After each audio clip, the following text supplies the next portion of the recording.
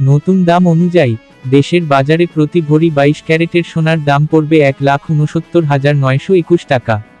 21 ক্যারেটের প্রতি ভরি 1,62,200 টাকা।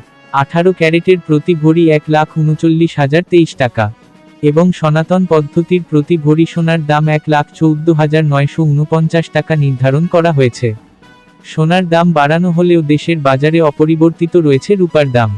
ফলে 22 ক্যারেটের এক ভরি রূপা 2,811 টাকা, 21 ক্যারেট 2,683 টাকা, 18 ক্যারেট 2,298 টাকা ও সনাতন পদ্ধতির রূপা 1,726 টাকায় বিক্রি হবে। বিনিয়োগ: সোনা একটি জনপ্রিয় বিনিয়োগ মাধ্যম। এটি একটি স্থিতিশীল এবং মূল্যবান সম্পদ যা সময়ের সাথে সাথে মূল্য বাড়তে পারে। ভিডিওটি ভালো লাগলে সাবস্ক্রাইব করে পাশে থাকবেন। ধন্যবাদ।